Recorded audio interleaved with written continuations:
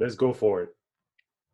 Hello everyone, welcome to Hot Seat. I'm Omid Moghaddas from Tehran, and once again, I'm so happy and grateful that I have the time to be with you all during these days from this educational platform with a special guest from around the globe. And today, again, is a lucky day because one of our dear friends and one of the specialists in the field that I'm pretty sure most of you are interested in, Sammy Noumbissi, is here with us from Washington, D.C.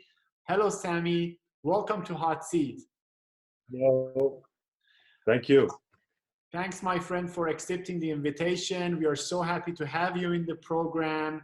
And the topic that Sammy going to talk about for us is about zirconia ceramic implants as a viable alternative in dental implantology. I believe that it's one of the topics that so many of us are interested in, and hearing that and getting a knowledge from an expert in this field is something I think very valuable for all of us, because it's not only an alternative, but sometimes we face some problems, and we hear, at least during the reading the literature, that comparing zirconia ceramics with titanium, there can be some differences. So in this presentation, we get a chance to listen to one of the experts in this field, Sammy, so to go in depth and show us exactly what we can gain with this approach, what are the benefits, and how it can be comparable to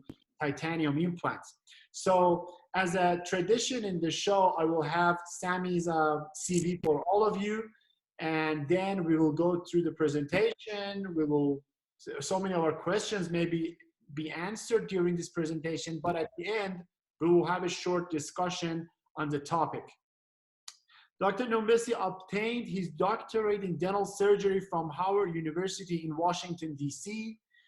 He was then selected to attend the prestigious Loma Linda University graduate program in implant dentistry. Then he received 3 years of formal training in dental implantology, which culminated with a certificate in implant dentistry and a Master of Science degree in implant surgery. He is a researcher, author, and has published book chapters and articles on ceramic implants in peer-reviewed dental journals. He is a visiting professor at the University of Milan, Italy, and visiting researcher in the materials department at INSA Lyon in France. Dr. Noumbissi is the founder and current president of the International Academy of Ceramic Implantology, which is an independent association focused on metal-free and ceramic implantology. He is a fellow and ambassador at the Clean Implant Foundation, whose mission is to assess production quality and purity of commercially available dental implant surfaces. Dr. Noumbissi has been practicing and educating dentists on metal-free implantology since 2009, and his practice is located in Silver Spring, Maryland, United States. Once again, so happy to have you with us, Sammy, and really looking forward to your comprehensive presentation on the topic of zirconia ceramic implants. Please. Thank you, Omid. Thank you for having me. It's a privilege and an honor to be here. So today, like Omid said before, my presentation is going to be on ceramic implants. Maybe many of you have heard and seen of me. So we're going to get started right away because I have a lot of things to share with you. And here we are. So today, we're going to talk about zirconia as an implantable bioceramic in dental implantology. What usually tends to happen is that when people think of zirconia, dentists and even the lay public, but more so dentists, they think of something that is used for prosthetics. And the lay public tends to look at zirconia thinking about artificial diamonds and things like that. But zirconia has been in dentistry for a while, and it's been also used in medicine much longer than in dentistry. And there's some reasons for why there's been that constant search and that constant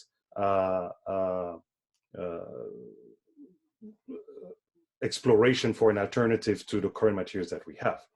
So like everything, every science, every domain, there's always a person in the beginning that believed in it, or a group of people that believed in it. And we know with titanium implants, or the implantology as we know it today, arguably the grandfather of that is Brian Mark, who also coined the term osseointegration. With ceramic implants, we also had a similar gentleman, the late Sammy Noumbissi, who since the 70s worked tirelessly to find an alternative material. We unfortunately lost him last year, but this is one of the individuals that believed that you could implant zirconia or ceramics, that they would integrate and that they could be used as a method or tooth replacement. So Sammy Noumbissi came and spoke to the IOCI 3 years ago, almost 4 years ago in Miami, and we were very fortunate to be able to have him. He accepted from us a Lifetime Achievement Award, and like I said, unfortunately, a couple of years later, he passed. But he's leaving us with a very big legacy. If today, Omid, I can sit here and be honored of your invitation and many other places around the world to talk about ceramic implants, it's thanks to somebody like that. It's thanks to people like Professor Sandhouse. So let's get into the conversation. I'm not going to sit here and pretend to teach you what a dental implant is, but let's just go to some definitions so that we can be on the same page, okay? A dental implant is a permanent implantable biomaterial, whatever the material it's made of. It's titanium, titanium alloy, cobalt, chromium, zirconia, whatever it is, okay? Second, it's, in the case of dentistry, it's something that we surgically insert into the jawbone. And the implant that we insert into the jawbone can be either as a bone substitute, like bioceramics, like hydroxyapatite and whatnot, or as an implant fixture, as it is in the last couple decades in zirconia, okay? So, and these implants are there to provide a base for various teeth replacement solutions, whether it's single implants, single crowns, bridges, full arches. That's what it's there for. Now, what do we always expect implants to be placed and be successful. We have almost taken that for granted because they have had and enjoyed a very high success rate. So when we place an implant, most of us finish surgery and don't expect to have a problem because in most cases it doesn't happen. Now, we also expect that implant not to interfere with the environment in which it's placed, but also with the host as a whole, okay? And the reason I bring that up is because now lately we're seeing a lot of research coming out all over the place and reports of metal sensitivity, of issues with certain materials, not only metals, but other materials. And this has now brought a lot of questions about what kinds of materials are suitable or are best suited, if I may say, for the manufacturing or developing of dental implants. So these are basically what we expect or how we define a dental implant. Now, an implant, whether it's gastric, whatever it is, it's always categorized on three main criteria. The first one is the chemical composition of the metal. What is it made of? What material is it being used for? Made with. The second is a function of the part or the organ that it's replacing. Is it replacing a root, a retina, like I said, or a piece of your gut or whatever, okay? And then how does the body respond to that implant? Not only after a year, but after 5 years, after 10 years, maybe even after 20 years or a lifetime, okay? So those are the criteria that are used to evaluate and classify an implant biomaterial. Is how it is going to interact with the host, what organ it replaces, and of course, the basic fundamental part of that is its material. So today, we have basically two groups of implant materials, okay? We have the metal alloy implants and we have the ceramic implants, okay? And the ceramic implants, to many of us, is new, but they have been around for a long time. I introduced you to Sammy Sandhouse, who started doing ceramic implants in the 70s. And they grew, and today we are where we are. So we have two implant biomaterials, main implant biomaterials available today for implantation. There are others, but I'm not going to mention those here, like PEEK and things like that. So in terms of metals, we have one major alloy today on the market, which is titanium, vanadium, and aluminum, and some residues of other materials. And we'll talk about it a little later. And with regards to ceramic, we have generally a combination of zirconia, alumina, and yttria. Okay, and so those are the three main components. And you can see now, it's amazing how fast things have changed. When I started ceramic implants 10 years ago, the only available ceramic composite, because in the case of ceramics, we talk of composites, and in the case of metals, we talk of alloys. So the only ceramic composite available was the YTZP, the one listed there, the number one there, yttria stabilized tetragonal zirconia polycrystal. And today we're finding that in the search for better properties in terms of flexural strengths, fracture resistance, aging, which are things I'm going to explain as we go down this presentation, we find that different companies or different systems over time are modifying their composite. So now it's yttria stabilized, hot isostatic pressed, alumina toughened, zirconia toughened. So it's starting to become like gold in the early days. I guess we're probably all a little young for gold, but if you remember a little bit the history of gold in dentistry, the composition changed and evolved based on the needs and what we were trying to do with that gold. Okay, so this is what is happening with bioceramics and especially zirconia composites. So as we know, zirconia and ceramics are being used all over the place in dentistry. It's used for crowns, it's used for abutments, it's used for copings, for frameworks. It's also even used as for bone regeneration. There's certain types of ceramics like HA, BTCP, calcium sulfate are for regenerative purposes. And like I was saying earlier, there's a reason behind this sort of shift towards all these ceramic, non-metal, non-organic materials. You can see in a lot of countries, they've gone away from bovine bone and all types of allogenic or xenogenic materials. And we're starting to see a lot of uses of bioceramics. So ceramics are really taking over not only on the surgical side of implantology, but also on the prosthetic side of implantology. And surgical, I mean grafts, implants, prosthetic, abutment, crowns, frameworks, you name it, okay? So what are implant bioceramics? First of all, a ceramic is a material that has a crystal structure, okay? And of course, it's used to create all kinds of medical and dental devices. It's implantable, of course. It has good physical properties. In the case of especially dental prosthetics, it's important because we're going to have bridges and crowns on these ceramics. And there's something that is a little controversial, but that is real, is that ceramics, as opposed to metal alloys in general, are not vulnerable to corrosion attack.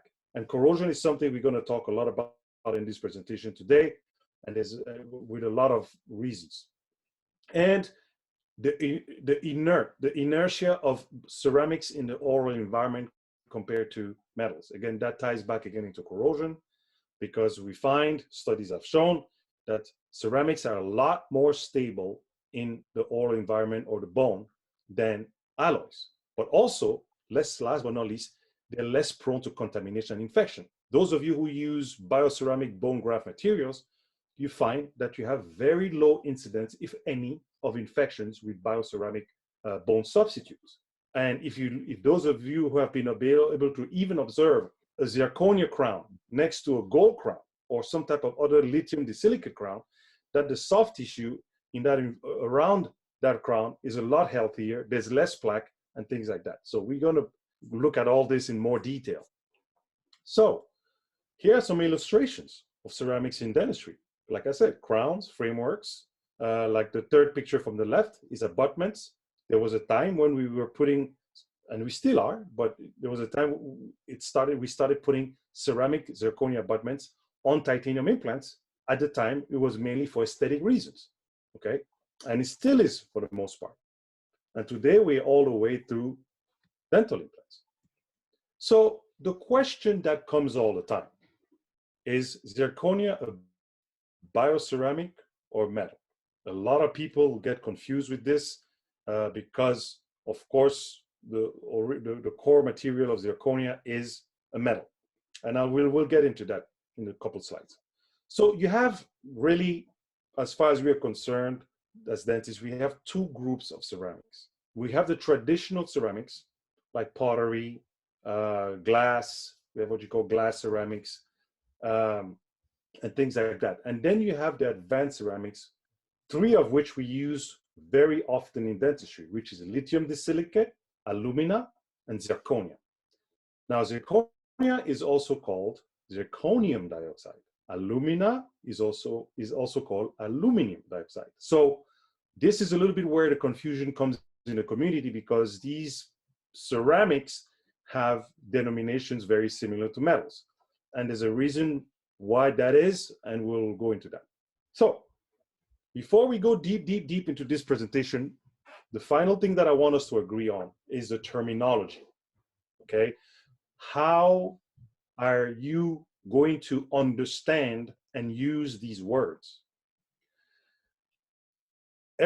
Everybody knows of zirconium. Actually, Omid, if you know this or not, maybe you do.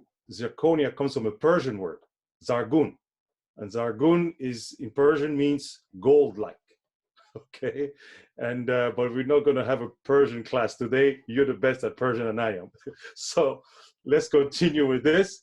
So zirconium is a metal form, is in nature, when it's mined from the ground, like aluminium and yttrium and others, is a metal, okay? Now, when zirconium, just like titanium, is exposed to oxygen, it becomes an oxide of the metal. And oxides of metal are usually transition their properties from metal properties to ceramic properties. That's why when we have talked over the years about how we take our implant out of the box, we expose it to oxygen before we place it in the bone. There's an oxide layer that forms. Well, that oxide layer is really called titania. It's some type of an oxide of titanium, which becomes like a ceramic protective layer at the top of that implant. So when personally, actually, I always advise people, I said, if you're going to talk about ceramic implants, let's say to your patients, don't call them zirconium implants. You're going to confuse them. Call them zirconia. Because even using the nomenclature zirconium oxide implant, you still kind of create a confusion in the mind of your colleague or your patient, because they're going to hear that nium component of the nomenclature and still think that you're talking about a metal. So zirconium dioxide is also called zirconia. So what we all call zirconia is an oxide of a metal, the metal zirconium, okay? So let's make sure we are very clear on this. Now, there's a lot of misconceptions about zirconia. People say it's a metal, or vice versa, it's not a ceramic. There's also this notion that they break, and they used to break. There was a big problem with original ceramic implants, and there's a reason for it that we're going to look into.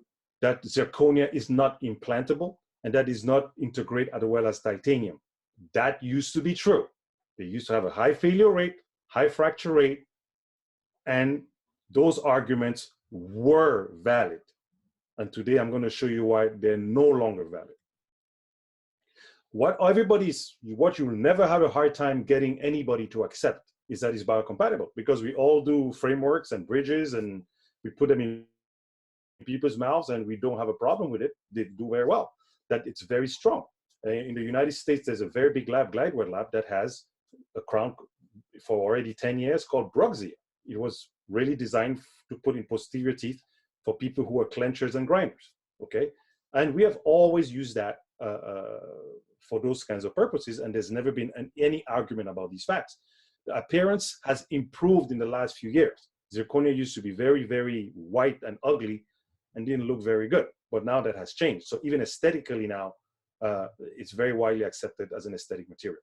So what people don't know, though, is that zirconia is very inert in body fluids. So acidity, whatever, does not affect it. It's immune to corrosion. It doesn't conduct electrical activity. So there's no galvanism that happens on ceramics. It doesn't conduct heat. That's why you've seen some of these videos online where people are prepping implants. And you're wondering how these guys prepping implants. Well, you can prep them because it's a very good insulator. So when you prep zirconia, it doesn't drive heat to the bone and cause a potential failure of your implant or burning the bone or anything like that, okay? And today now, and I can attest to this with my 10-year experience, the success rate is comparable to titanium implants. And of course, people sometimes still don't understand that zirconia is not a metal.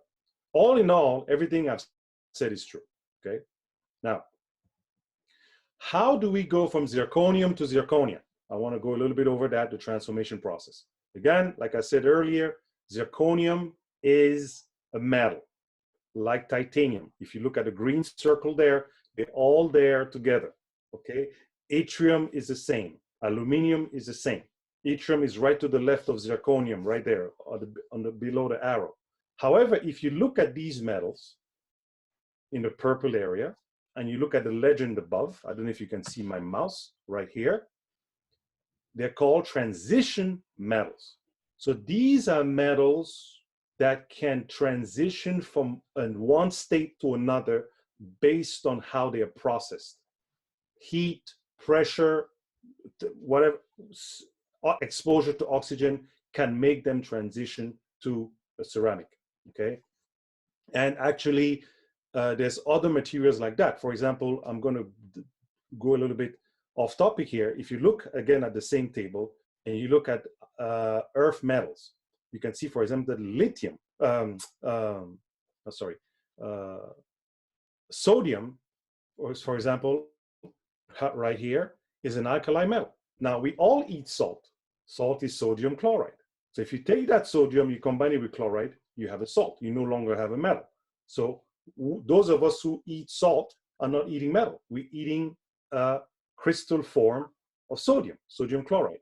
So similar situation with titanium, zirconium, yttrium, and others. So the general simplified reaction is zirconium exposed to oxygen under high temperature and all kinds of other things, and we have zirconia powder, zirconium oxide. You can use that name. I rather not use it, especially with patients, because it just creates a confusion of, are you still going to use a metal on me? And things like that. So I rather use the word zirconia, just like we do for crowns. So what really happens when you want to make a ceramic implant? In the early days, it was all zirconia, 100% alumina, and in some cases 100% zirconia. However, each of these materials have shortcomings. And just like with metal alloys, you combine certain metals so you can give the new alloy certain properties that you wish to have for the particular application that you're going to use the metal for. That's why I went over that classification earlier. I said what organ they replace, what function they're going to have, and of course the material they're made of. So with ceramic implants, the way it starts with generally 3 powders, okay? There's a powder of zirconium dioxide, which is zirconia, the powder of aluminum oxide, which is alumina, and the powder of yttrium oxide is yttria. All 3 ceramic states of metals. So here at this point, they're no longer metals. They no longer have metal properties. They cannot release ions, whatnot. They are ceramic powders. They get mixed together. They get compacted. In some manufacturing protocols, they get sintered. In others, they don't. And then they go through a hot isostatic press. So for those of you who have CEREC in your offices or milling machines in your offices, most of the time you get these blocks unsintered so that you can mill your crowns or whatever you can do, okay? But in the most common way these implants are made is to do a hot isostatic press of an yttrium tetragonal zirconia polycrystal block. Okay, it's all mixed. So the powder gets mixed, they get compacted, the atrium is there to keep everything together, and you get a block, and that block gets milled into an implant. Okay, whatever the shape is, 1 piece, 2 piece, you name it. So that's a little bit how the general process of making a ceramic implant goes. And then once the implant is made, because in the early days, like I said earlier, we had problems. A lot of lack of osseointegration with ceramic implants. Why? Because the surfaces were very smooth. They were like a glass. And we know bone cells love rough surfaces. So in the case of ceramic implants, it took us a while, but quickly we learned that these surfaces need to be characterized. They need to be modified so that the bone cells like it and the implant can also integrate. So the surface treatment of ceramic implants is very, it's not very different. It's unique because you cannot coat. Nobody today, at least, knows how to coat zirconia, knows how to coat a ceramic implant. However, the common way of doing surface treatment for ceramic implants is subtraction. Did you have a question on me? I'm sorry. No, it's okay. Okay. So it's subtraction. So the subtraction, as we know, is that the ceramic implant is milled or injection molded, whatever technology is used, and then the surface is modified either by sandblasting, acid etching, or laser surface modification. Okay, so this method of implant surface modification or enhancement, whatever you want to call it, is the subtractive method, as opposed to the additive that we do on all the titanium implants or metal alloy implants with HA coating and RBM and all these coatings that we have learned to place on the surfaces of titanium implants. On ceramic implants, the implant material itself makes the implant and is modified to be rough and friendly to bone cells. So the goal of this subtractive surface modification, of course, is to increase the bone implant contact, but also make that surface inviting or friendly to osteoblasts and bone forming cells. So this slide here is a picture of CeraRoot, and that's how they modify the surface. They use an acid etch protocol. A Straumann pure ceramic does the same, Xeramex does the same. They don't look microscopically the same. Actually, the 3 pictures here are from CeraRoot. That's their methodology of surface roughening. And these implants, I don't personally use them, but they enjoy a very, very, very high success rate. Then you have sandblasting. Other systems use sandblasting as a method of roughening. Again, the objective is the same. Roughen the surface, make it friendly to bone cells, and get bone to grow onto the surface. This is Z-Bone. That's a slide from their company showing, again, the osseointegration, the direct osseointegration of the implant material to the bone. And this is very unique. The bone integrates to the implant, not to a coating. It's a nuance there. Does it make it more successful than titanium metal alloy implants? Not necessarily, but that's the mechanism of osseointegration of ceramic implants today. Okay, the bone grows literally into the implant. And then you have systems. This is the only system that does that. These systems where they do a laser etching of the crest of the threads, not the whole surface, just the crest. And the reason they do that is because lasers can be very destructive to zirconia, to ceramics. So if you overlays, even in your office, be careful with your Nd:YAGs especially.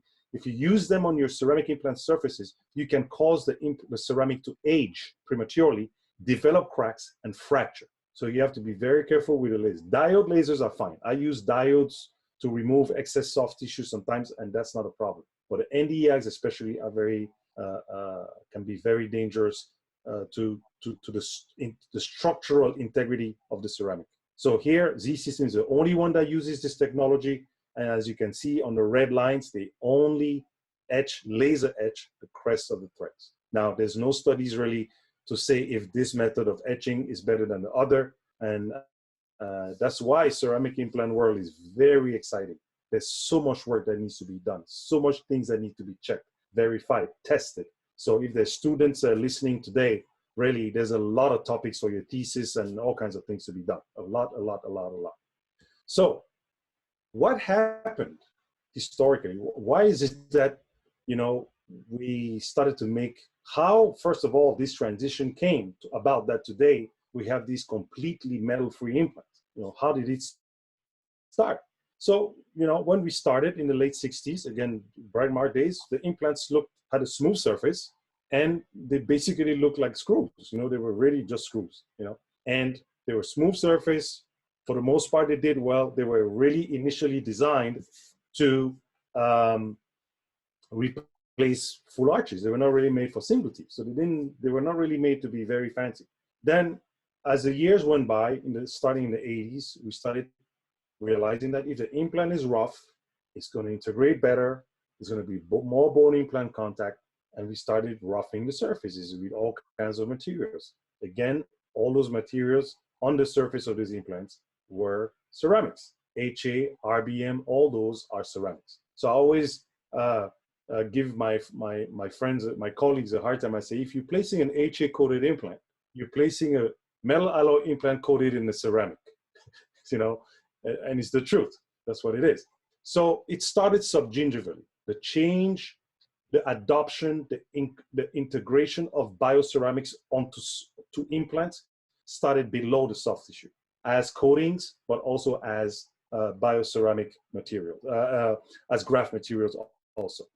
Then supragingivally, we started to remember that we were really trying to replace teeth. So we started to make these implants look more like teeth, if we could, and function more like teeth. So the abutments changed. We started making ceramic abutments. We started making, then when we had problems with these ceramic abutments and fractures, because I think the biggest mistake we made initially was to try to connect ceramics that have very low flexure with metals, which have a greater flexure, and we had a lot of fractures of those abutments. I had patients that broke a lot of those. And then we went into having the metal interface between the implant and the abutment. Anyway, make a long story short, ceramics, the point here is that ceramics came along both subgingivally initially, then supragingivally into implantology, and the trend has continued. Now, all along the way, people have kept trying to see how they could get ceramics just to be part of the whole solution. And again, I talked about Sammy Sandhouse in the early 70s, but I also want to talk about Driscoll in the United States, this implant in 1975, which was made of aluminum oxide. And this implant, for those who don't know, or those who are aware, Bike was the original Bicon implant out of Boston. They're the ones who made this implant in the 70s. And as you can see, pay close attention, it's 100% aluminum oxide, okay? You look also at the Sapphire implant from Kyocera Bioceram in Japan. This one was a glassy ceramic implant. You can see it's transparent. These had a very, very high failure rate because the bone cells the surface was just too smooth. Then you look at the Tübingen implant. This is the big guilty guy. This is the guy that gave ceramic implants a bad name for 30 years because it was also made of aluminum oxide. But if you look at the design of it, it had a narrow neck and it was two-piece and a lot of fractures. A lot of fractures happened with this implant, okay? So now in the early 2000s, everybody figures out that, you know what, having a monoclinic, a monocrystalline implant does not work. Because if you look at the Tübingen implant, the Sapphire, the Synthodont, they're all 100% some type of a ceramic. And they just didn't work very well. So in the 2000s, they start doing these composites, what I was talking about, where they have alumina, yttria, and zirconia. And they put all those together, give them a certain structure, and they became more stable. Now, we had learned our lessons from the 70s and the 80s. Everybody went one piece. That's why you see that a lot of the initial ceramic implants we have are one piece, okay? And they come with their benefits and challenges, and we'll talk about that.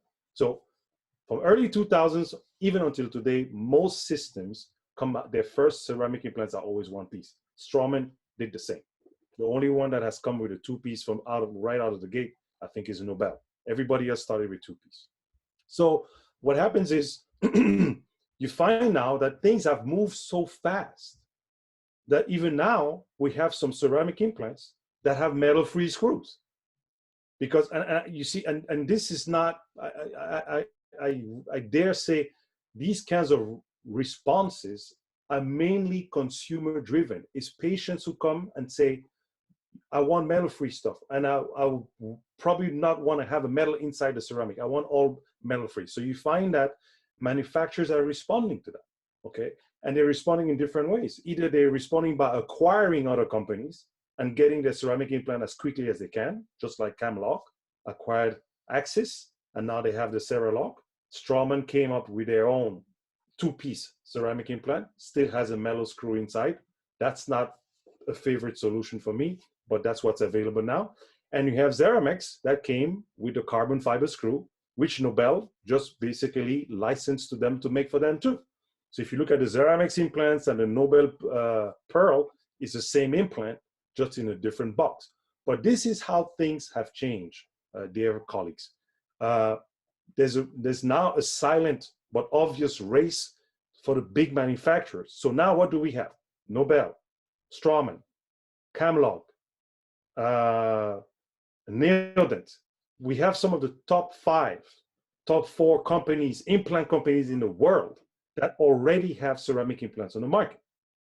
And at our last Congress in New Orleans in March, we had some other companies come and visit the Congress and be able to, and because they're now looking into developing their own ceramic implants.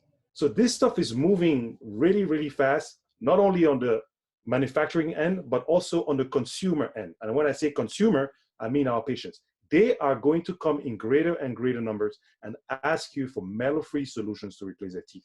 So this is not something that is a fad or something that's going to go away. I think it's here to stay. So today, the evolution has allowed us to go from the picture on the left to the picture on the right. Now we can have a totally metal-free solution to replace teeth. And there's an alternative. This is a very nice picture from my dear friend and colleague in Italy, Dr. Franco Giancola, who did this setup, which I really like. And I always tell people, you know, in some places in the world, there's still people placing amalgams. And they probably do well. And in some other places, people cannot even spell amalgam anymore because they don't teach that anymore, okay? So again, as a doctor, you have that option today. It's viable, it works, okay? Don't sit and start asking for data constantly. The data is there. The material is good, it's very biocompatible. It also integrates. It can work for single teeth. It can work for bridges. It can work for full arches. It does. So now it's up to you to decide, do you have it as an adjunct therapy in your practice, or do you want to have it as a full-time complete solution to your practice? So why is there this shift? Why is it that all these years people have searched and failed, and persevered? Why is it that all of a sudden now people want metal-free implants? Companies are doing are either integrating or buying or whatever they need to do to have ceramic implants in their line of product. Why is that happening?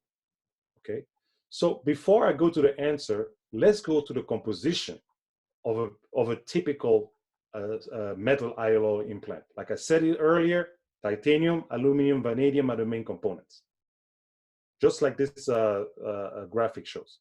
And you see all the way to the right, there's a word there, R-E-S-T-E. Rest in French means leftovers or extras. So yes, the main components are titanium, vanadium, and aluminum, but there's other residual metals there that sometimes will make the difference. So let's look at this table here. Titanium, aluminum, vanadium. Now, aluminum here, obviously, almost 6%, okay? However, if vanadium, of course, almost 4%, just like it says on the box. But, for example, you find that there's still nickel in those alloys. You find that there's sometimes a little bit of chromium in there. And you can argue that all these are traces, and yes, they are. However, there's increasing evidence that in a lot of patients, these things matter, because your patient doesn't get exposed to that nickel or to that chromium just because of your implant. Makeup. Your patient does a lot of things. Your patient has worn jewelry in the past that had nickel and caused them maybe a reaction to it. So, and sometimes they don't see the relation between dental implant and their past problems with metals. They don't share that with you. And if you don't ask, you'll never know. And potentially, when you drop a few implants in their jaw, now you tip the scales over and you have a reaction. And I'm going to show you some things like that. So titanium, and we'll go through this slide very quickly. Why was it always the best material and still looked upon as one of the better materials? Because it has the oxide layer. We were taught that titanium never corrodes. However, we all know that over the years, there's less and less titanium in the implant, and is more and more and more alloyed with other things. Okay, high fatigue resistant, high wear resistance, all these things were by and large true. Do they remain fully true today? Not always. So the main concern with metals in the oral cavity and bone is corrosion. Okay? Implants will corrode. They do corrode. When I went to training, I never heard about this problem. Okay? I learned it just like everybody else today outside. Okay? When I got interested in ceramic implants, that's when I discovered that titanium alloys can corrode. Initially, it didn't make sense to me, but today it's verified, it's documented, it's researched. There's no more discussions about this. Okay? If you look at this at the bottom of this slide, I listed a limited amount of literature that clearly proves scientifically that these things happen. Okay? Now, you might be sitting here, okay, nice, you're saying good things, but how does corrosion happen on a metal alloy implant? How? Well, there's three types of ways the corrosion will happen: electrical, mechanical, and chemical. Okay? Electrical, because there's galvanism. And you might be sitting here, well, how does galvanism happen on an implant? Well, it does. Why? Because your implant is made of a certain alloy. Then you have an abutment made of another alloy.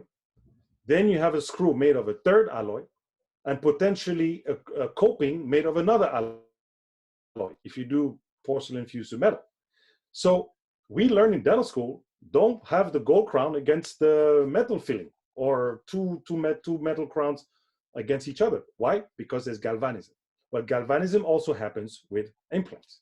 When you mix all these metals in an electrolyte called saliva, you're going to have electrical activity between the metals.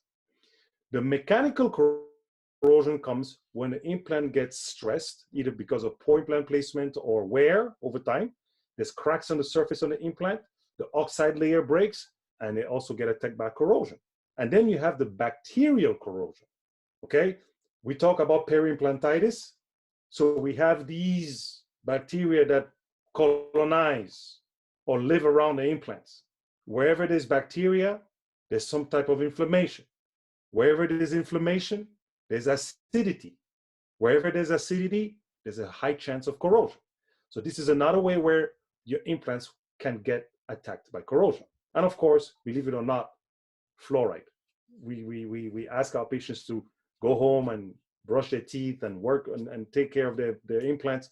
They use the best mouthwashes with all the fluoride in it. That can also cause a chemical corrosion attack to metal alloys. So there's a lot of ways these implants, our implants that we place in our patients, can get corroded. Now, again, this phenomena of these three corrosions, these three types of corrosion happen, is also called tribal corrosion. Okay, so those three factors. the chemical, the microelectrical, and the mechanical. So the corrosion that happens on the implant falls under the broad category of wet corrosion because the oral environment is humid, so it's wet. So the electrical activity, the biofilm accumulation, the bacterial colonization, the mechanical stresses, all that fall also under the wet corrosion umbrella. The galvanic corrosion, therefore, in the mouth around dental implants is a type of wet corrosion, and it's an oxidative process. It's an oxidation process. It's an anodic event where the implant is the anode. What does that mean? That means that in the process of that corrosion, the implant is the one that is releasing ions into the peri-implant tissue. It's the anode. So the corrosion process takes place. The implant is the anode, and the implant is the one releasing the aluminum, the titanium, and the vanadium particles to the peri-implant tissue. And some studies have even shown that you find them in the lymphatics. So this is what happens with the galvanic corrosion. And Lemons and other people have shown studies where, again, this electrical happens always between most of the time, between the abutment and the implant, most of the time. And saliva is a big factor in making that happening, okay? So usually you see a lot of corrosion at the abutment implant connection, just like this picture shows here. These are pictures of my patients. This is not somebody's pictures. This is what has happened in my office. I've been doing implants for 20 years, and so I have cases that I'm still managing that I placed implants 15 years ago, 20 years ago. So for example, here, the picture on the left, you see the ring of corrosion on the abutment implant connection. I used to see that all the time, and I used to wipe it off and just change it, buy a new screw and put the crown back on. Look at the inside of this framework. Look at the abutment to which it was connected. It's corrosion right there. That's just not dirt. It's oxidation that has happened. And if this has happened, there has been some degree of release of ions to the surrounding tissue, soft and hard. So these are things that we have to sort of step back. We are all trained and aware of these mechanisms. We know this. We just tend not to associate it with what we are doing with dental implants. But we have to start thinking about these things, okay? Here we are. Always abutment implant connection, and as we know, we tend to lose the first area of our implants where we lose bone is usually around the neck of the implant, at the abutment implant connection right here, because a lot of things happen there. The corrosion happens, the bacteria piles up there too, the area, and when the corrosion happens, it creates an inflammatory response, which we're going to talk in a couple slides down, and that inflammatory causes an acidic environment, which eventually causes bone loss, okay? That's a close-up, just expressing a little more what I just mentioned before. And you also have the subgingival corrosion, what happens below the soft tissue. Again, similar mechanism. But usually that happens after the bone has been lost, the implant surface is contaminated, then you have another round of corrosion that happens on the implant surface, as you can see here. And sometimes when you remove them, you leave some of the surface of the implant in the bone and things like that. So this happens. We just have to know how to recognize it. So why is it that this corrosion is a problem? Because it causes an immunological response, okay?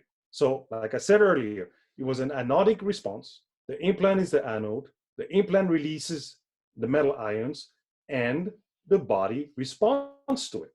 The body says, there's something wrong here. There's too much of something that we don't need to have there, and the body responds to it and tries to clean it. So before I get into it, I'll go over this slide very quickly. There's no implant material that does not elicit some degree of biological response. So I'm not here today to tell you that ceramic zirconia is so perfect that when you place it, nothing ever happens. What matters is what happens and how, and the consequences of what happens. So when you look at this graphic here, you have different types of things that can happen in response to a material placed in somebody's body, period. Cytotoxicity, genotoxicity, mutagenicity, and there's papers that have now shown that when you have corrosion on an implant, the the genetic makeup of the bacteria around that implant can change to become more virulent as a result of those metal ions being released. I think Deanne Daubert at University of Washington and her colleagues published a paper on that particular issue. So much so that today, a lot of in the periodontal literature, in the periodontal circles, they're starting to look at the implant material also as a potential cause of periimplantitis. Not just poor biomechanics and bacteria, but also the material contributing to it. Okay. So what happens in that response? The ions get released from the implant surface. Now we have the TNF-alpha and multinucleated giant cells that want to come and digest those ions, but they cannot digest it. So they come in greater numbers and in greater numbers and in greater numbers. And now we start to go into a logic of pathologic inflammation, where this inflammation is no longer for healing, it's for this, it leads to destruction.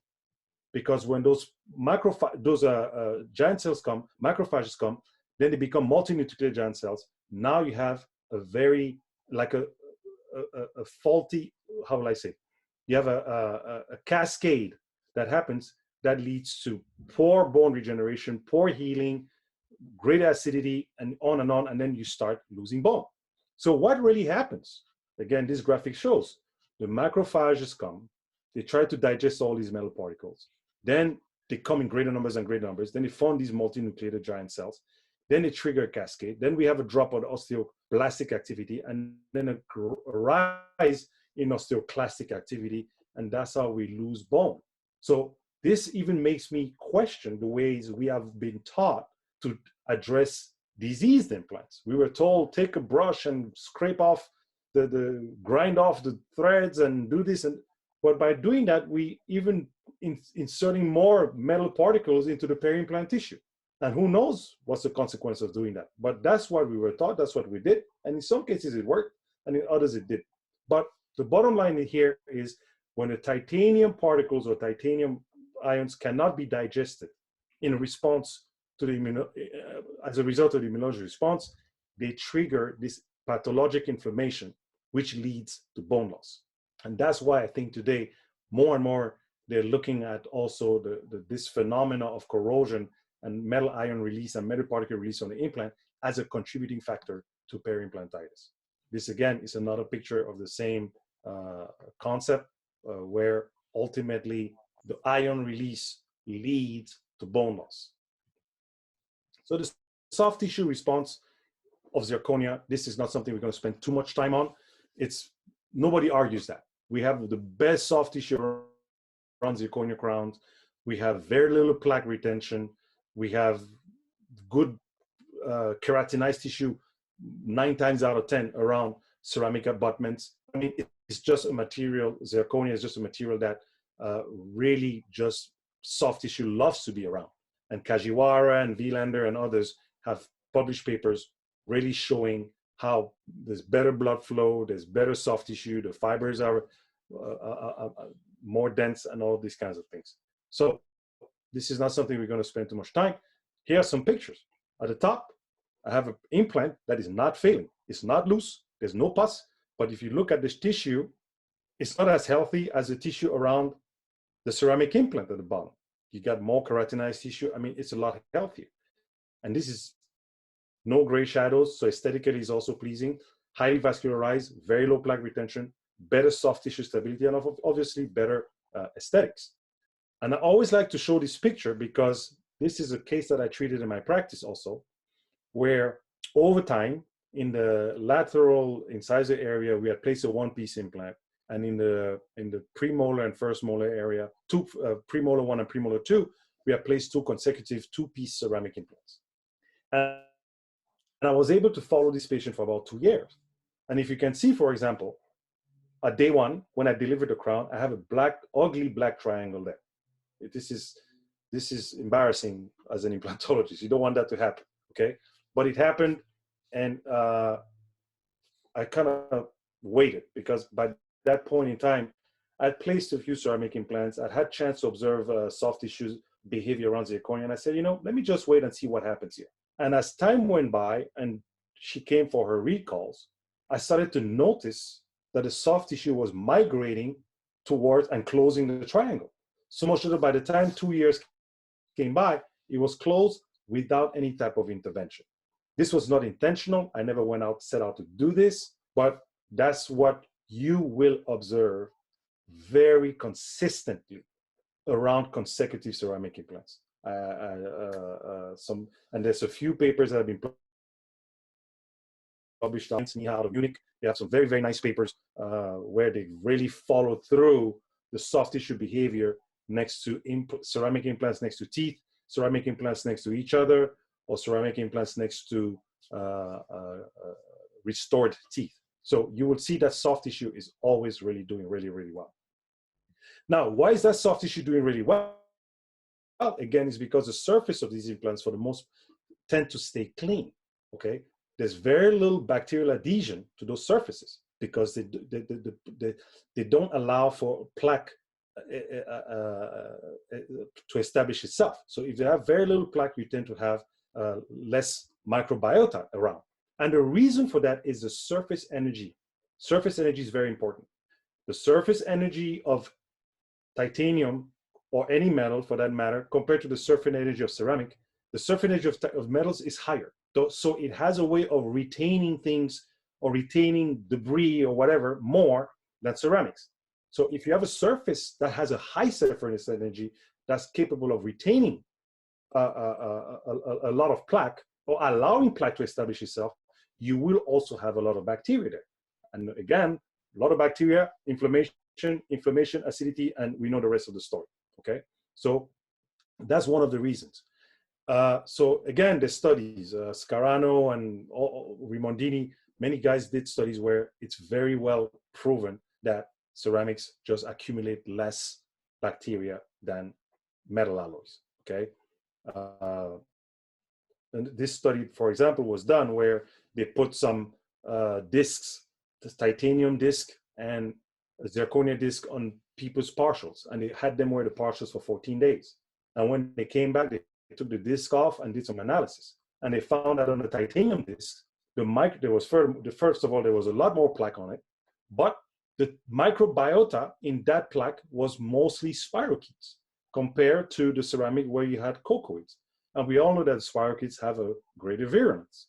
So these are things that we all know that we should take into account now when we start looking at dental implants and the materials they're made of and where we want to use them and why we want to use them.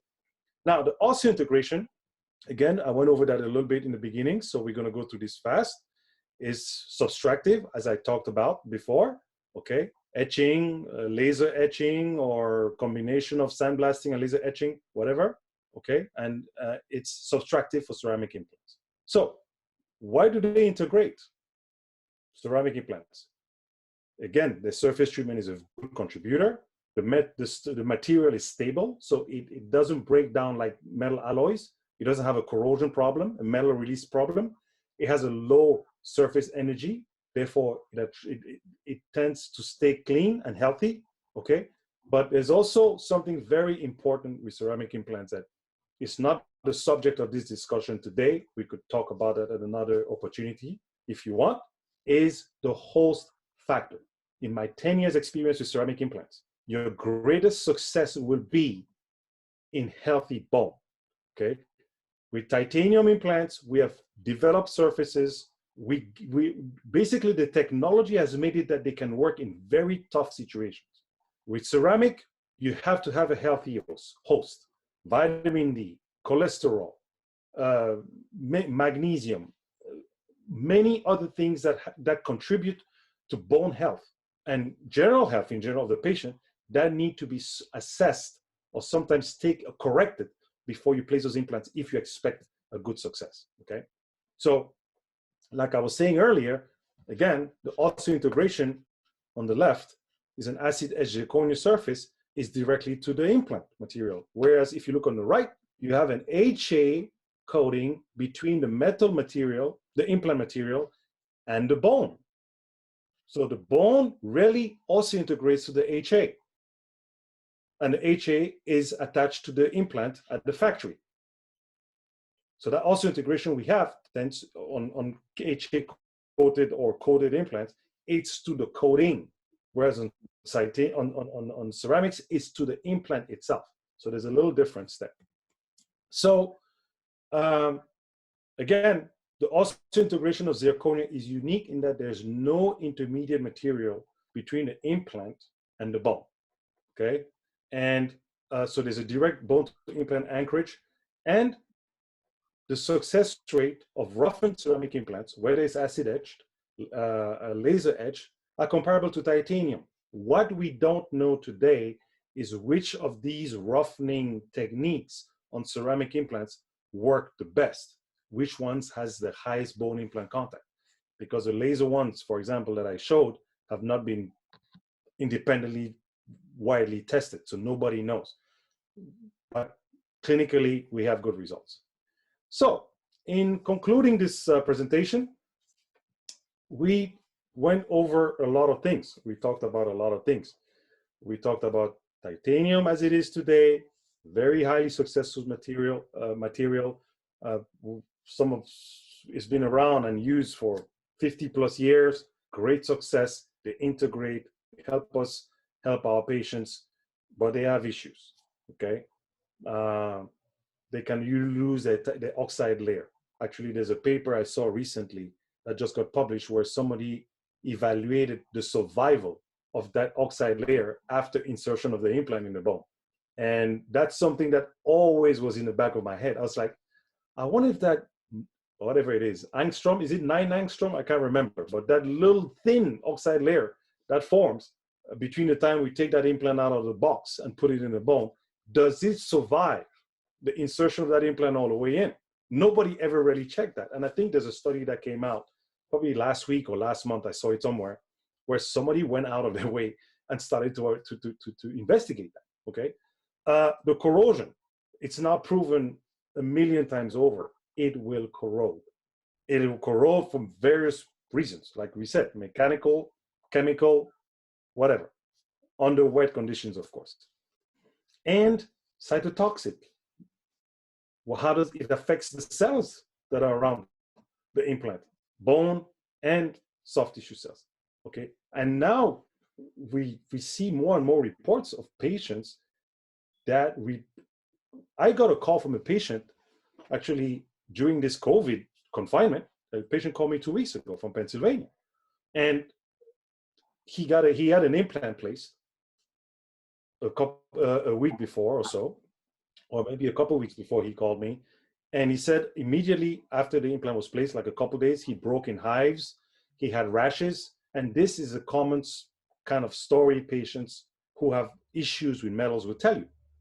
So I started talking to him. I said, well, do you have any other implants? Yes, I have another one on the other side, but that one went okay. I said, well, okay, fine. Do you have metals anywhere else in your body? Oh, yeah. When I was in the military, I got some screws in my foot. Okay. Well, now this is just a small example. And I don't want to sit here and tell you stories. I mean, these are things that happen. But this is an example where this is happening in your practice. And sometimes you don't know why these implants fail, because your patients don't really care to share with you that they have some screws. I had to ask these guys 5 or 6 questions before he finally told me, oh, yeah, I have screws in my foot. Well, when they have these metals all over the body, there's a cumulative effect.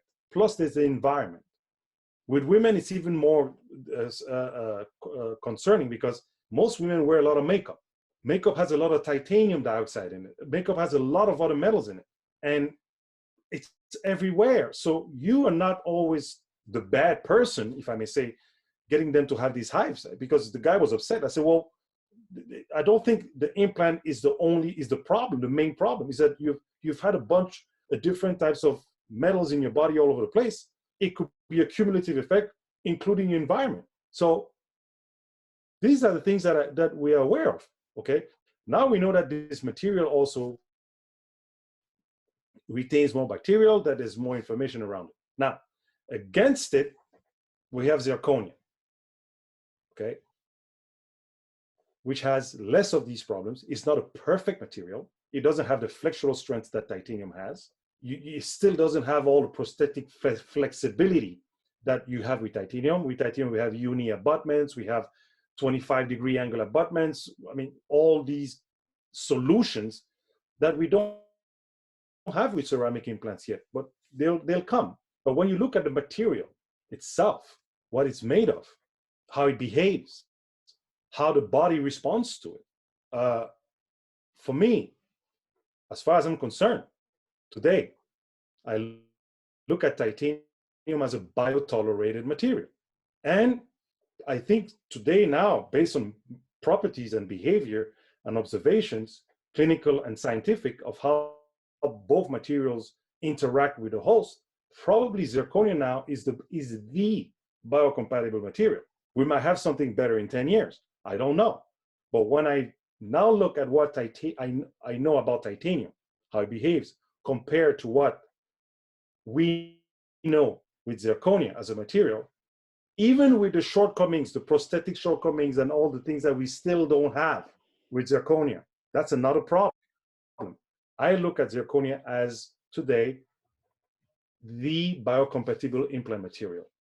So I hope this was not a presentation with a lot of who and ha and spectacular clinical cases, because I like to always make sure that my audience understands with me why is it that this is happening. Because I go to meetings, I go to congresses, I talk on webinars, and there's always somebody that says at the end, even after all this, zirconia is another type of metal.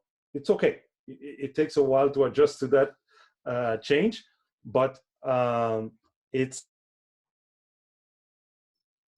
sit down and think about, and it's not something that's, most of what I've said today is documented, it's researched, and so that's a little bit in a nutshell what I wanted to share with the audience and with you, Omid. Again, thank you for having me and giving me the opportunity and a platform to share this. I've been talking about this for years, but I've expanded it because every week, every other month, there's a new research, a new evidence.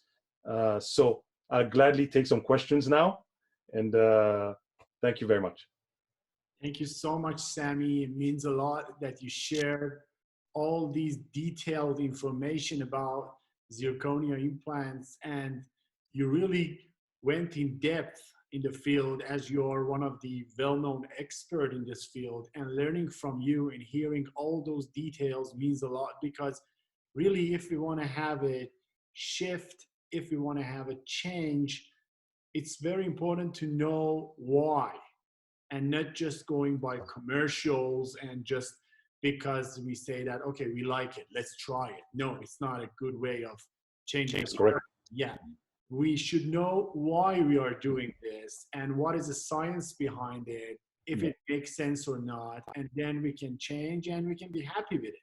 So really thank you by giving that knowledge, because for me personally, you know, only reading articles is not something, you know, helping about these changes. It's really important to know the background. We need some people like you to show us exactly where it started and where it's heading to, and what was the changes in between, so we can understand and analyze the problems that has happened before and they are solved now. So as you said, some people still refer to the article in 2005, but now we are in 2020. So many things has changed. So we cannot stick to just 10 years ago. So I have some questions, or maybe some you know, just for having a discussion. Maybe some of them are not real questions. One of them is about, you mentioned, but usually one of the concerns maybe for the practitioners about, as you mentioned, that from the prosthetic point of view, we have less variety in the parts of the things that we need for lab technician and for delivering the prosthesis. So one of the things is that when zirconia implant came into the market, I believe there were one-piece implants. And the main— That's correct, yeah. And the main point that the practitioners and leaders mentioned was that it's very important to place it exactly in a correct three-dimensional position, so there is no way for adjustment and etc.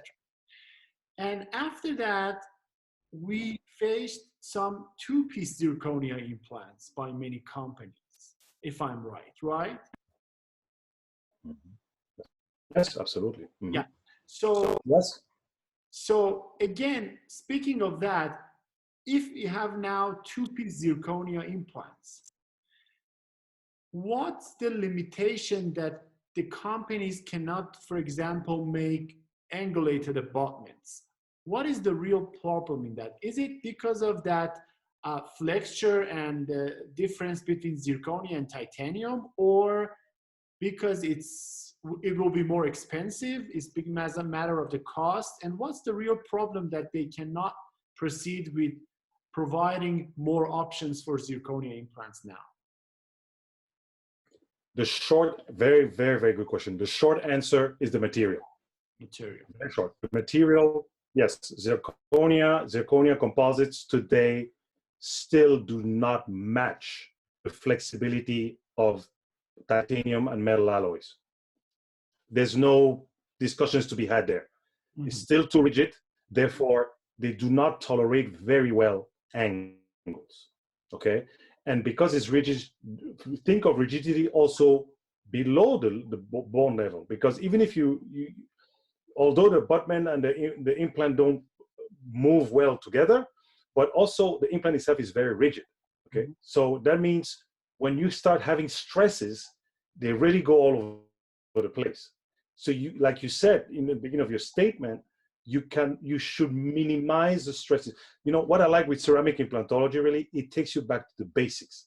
When you were resident, I was resident, you know, the professors were so picky about having these implants placed properly with a prosthetically prosthetically driven mentality. Okay, and a lot, and we understood the material better, and we had companies making us 30-degree, 25-degree correction, angle correction abutments, and it works, but it works with that particular material.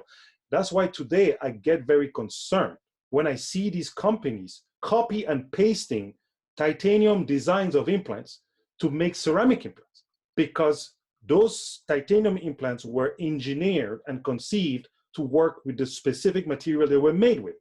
But now we have some people that are getting lazy and they're just copy and pasting the designs that were specific to metal alloys to adapt them or impose them to zirconia, or zirconia composites, which have a completely physical, completely different physical properties.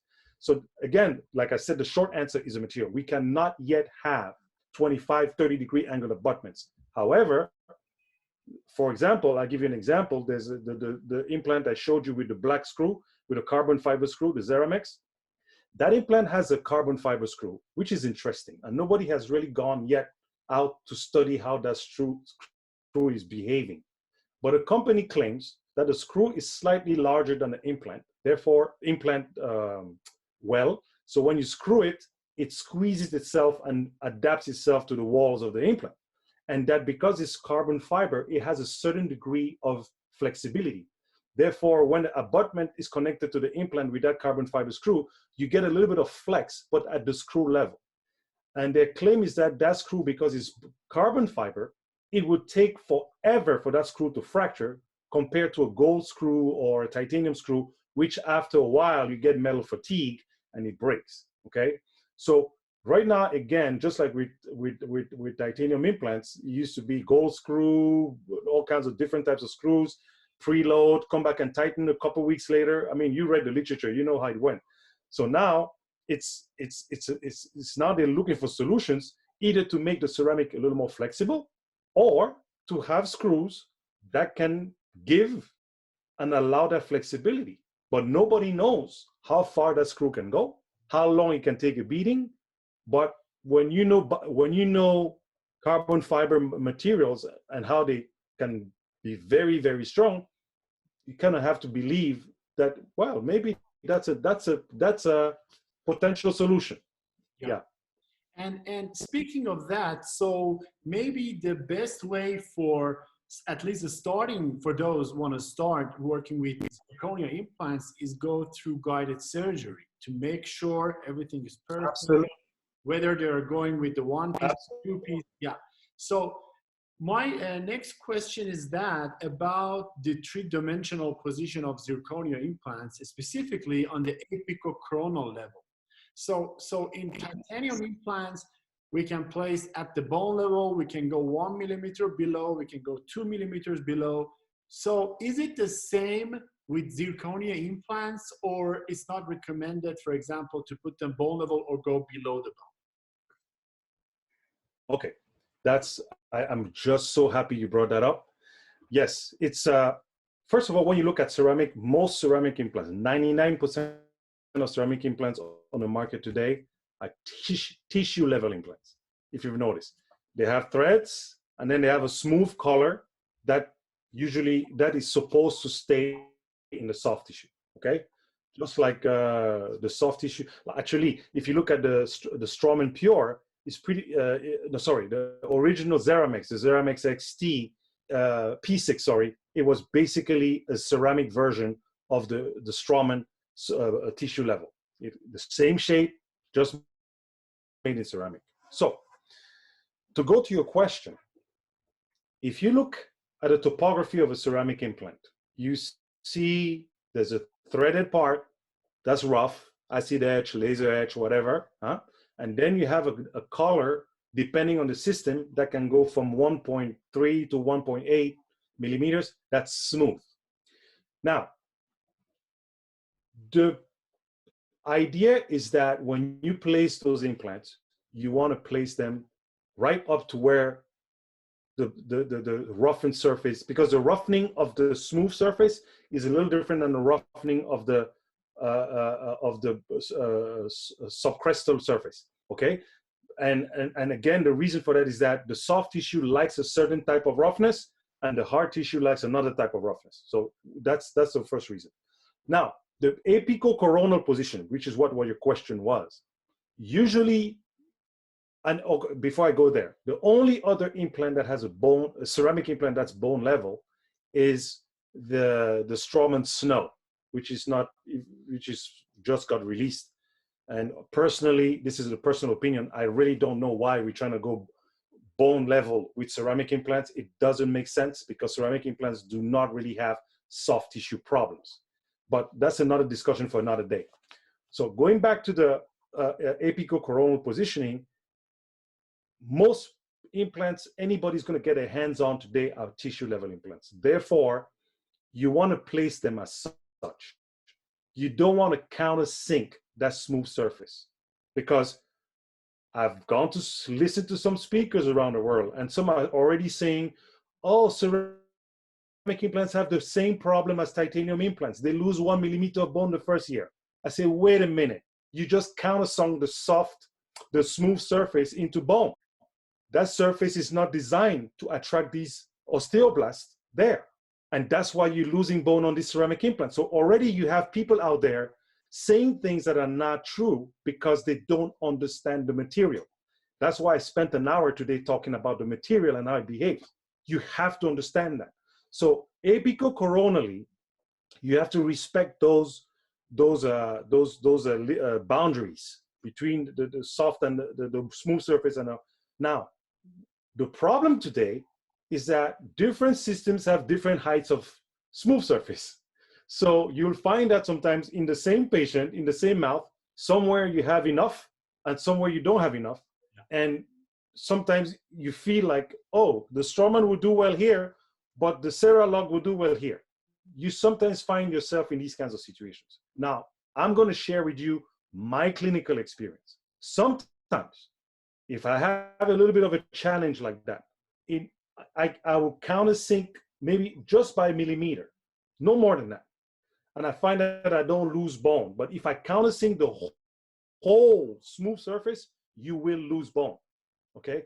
And now, again, this is my clinical observation. Once you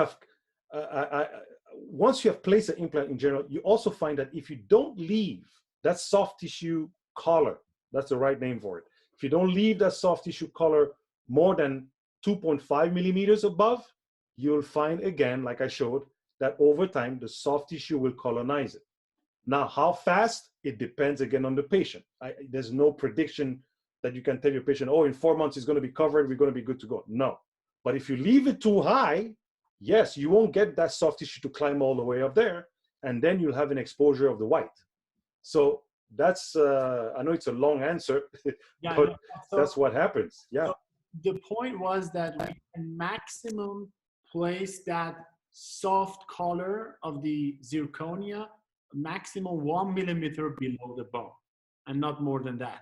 I think it's something similar to, for example, the polished color of titanium or a healing abutment, or if you put it inside the bone will gone, because bone needs the rough surface. Absolutely. Tissue loves the smooth surface and polished one.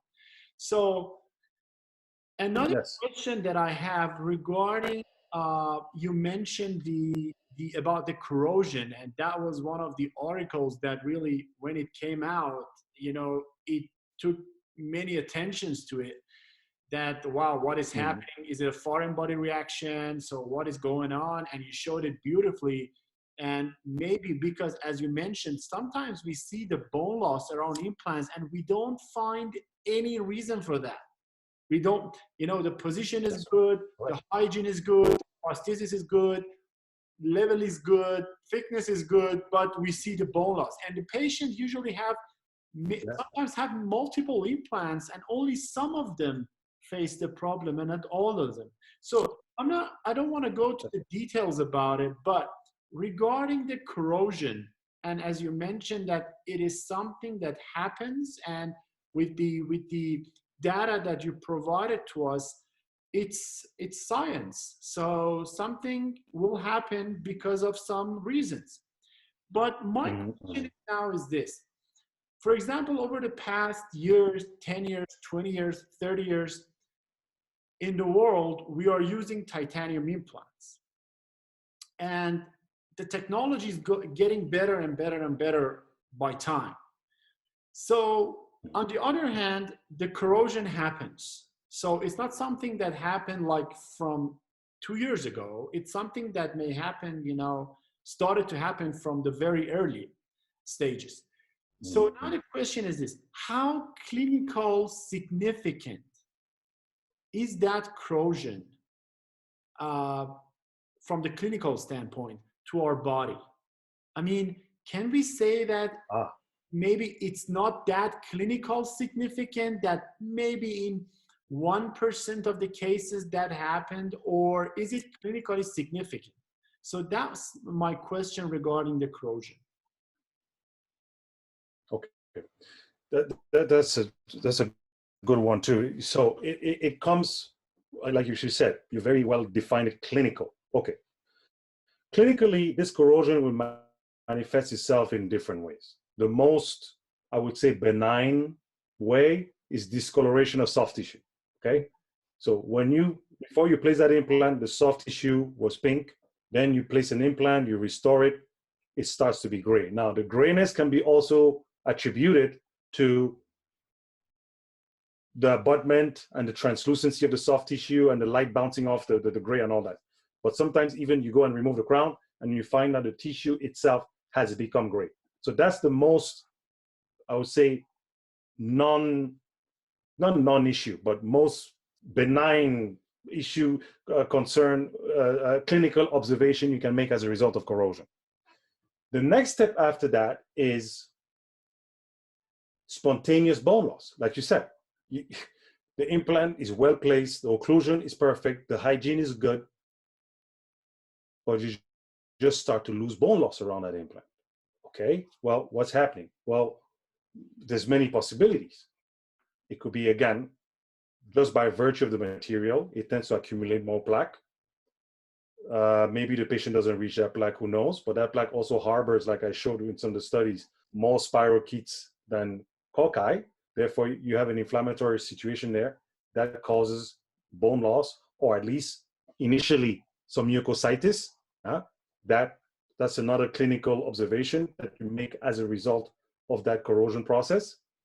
And you can go all the way to other extremes where patients will come and tell you, doc, the day you put that bridge in there, or the day you put that crown in my mouth, I started having burning feeling in my face. I've heard stories like that. Do they happen every day, all day, everywhere? Probably not.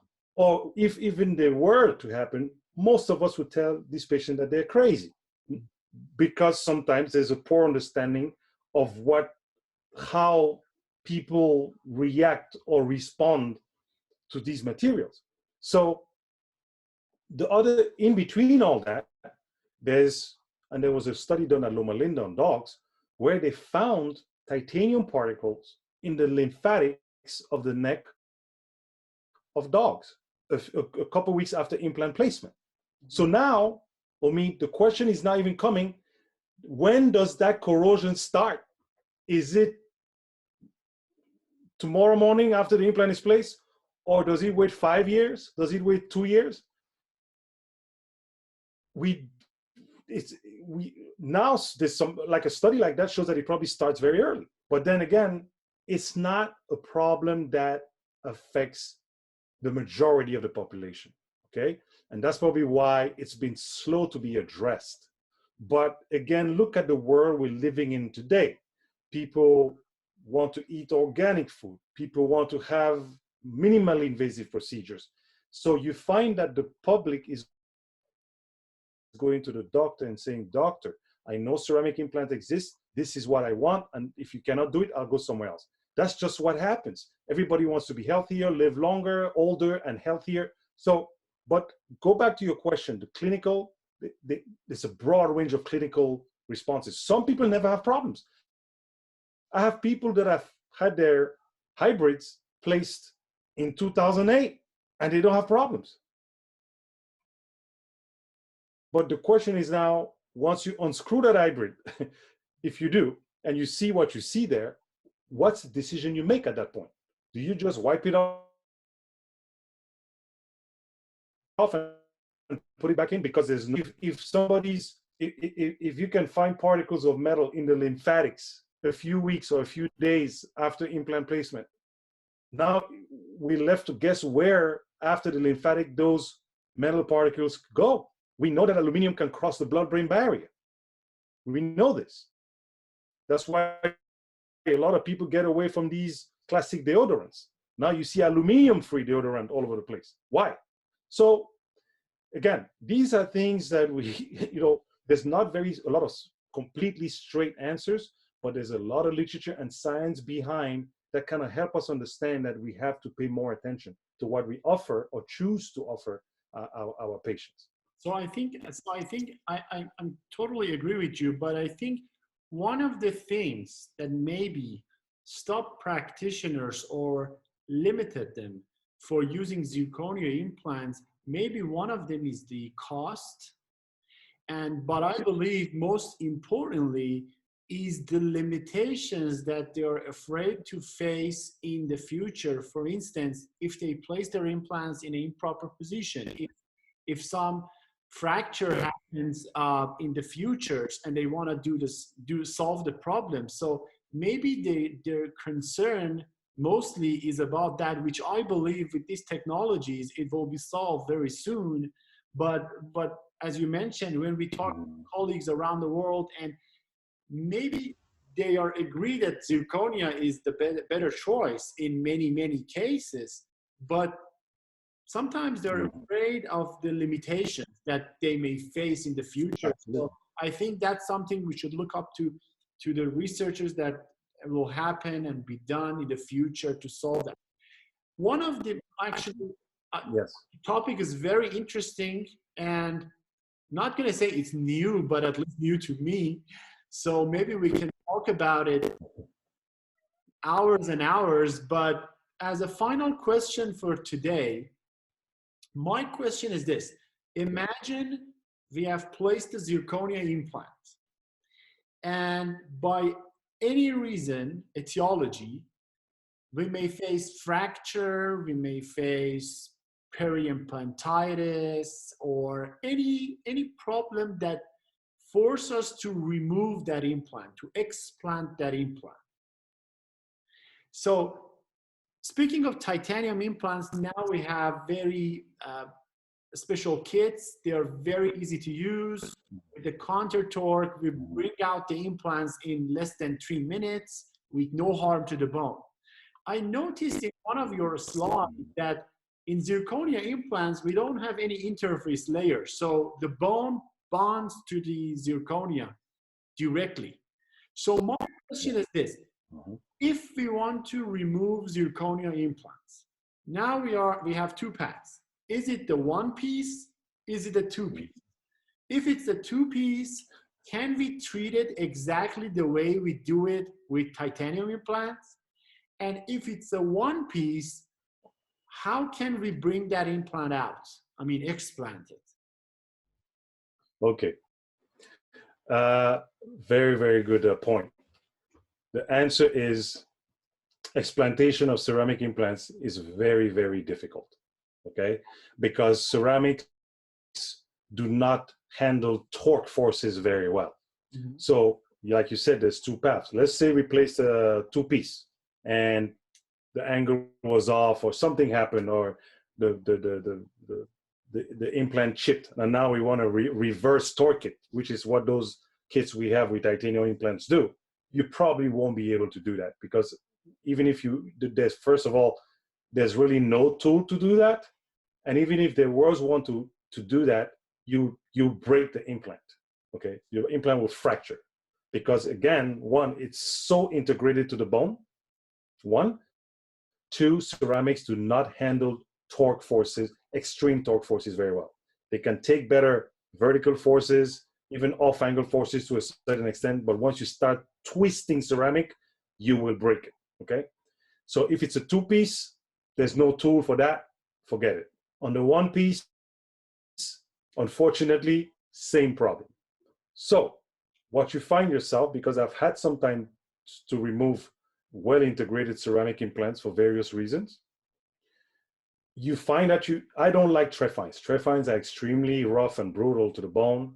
Mm-hmm. So what I do, like if it's a two-piece, what I do, I use a piezo, and I trough around the implant as deep as I can.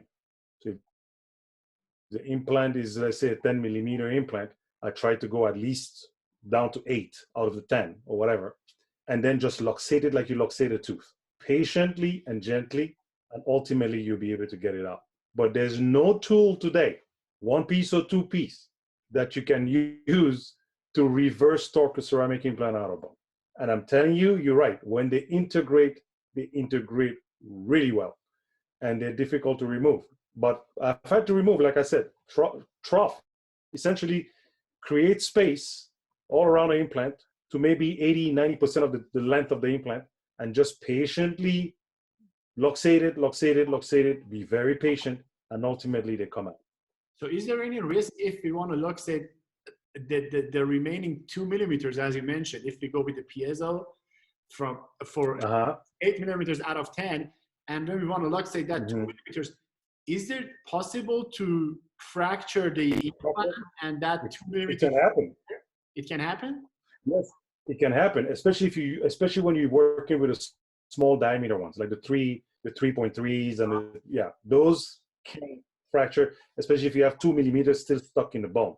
But again, the name of the game there is just patient. You know, bone is one of these materials where if you're patient with it and you wait, I've seen some oral surgeons take teeth out. They just put in some luxators and walk away and leave the patient sitting there and allow the bone to distend itself slowly. What happens a lot to us is that we rush a little bit and we try to wiggle and get it out. Whereas sometimes if you're patient enough, the chances of fractures are less. But yes, it can happen.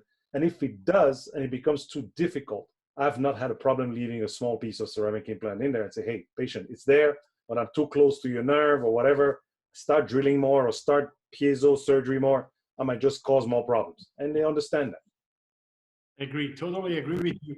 And I think the main point today in using zirconia implants is if we want to be at least very safe to the procedure, it's recommended to do it through the guided surgery to make sure the position is perfect. So then we can have the maximum benefit of these kind of materials comparing to titanium and not being worried about the prosthetic part of it in the future, because we've placed it completely guided, and then everything can be perfect at the end of the day. Sammy, I truly appreciate, for going into the depth. And I mean, this is a difference between those who are true educators and teachers comparing to only giving a lecture. You really brought us every detail, and I truly appreciate it. I'm pretty sure all the audience have enjoyed your presentation. Really looking forward to see you soon in the future after this quarantine, and to hear more from you. Thank you for your time and for your patience with my questions. Thumbs up. Thank you so much, my friend. Thumbs up. Thank you for having me. It was a pleasure. Thank you. Stay safe.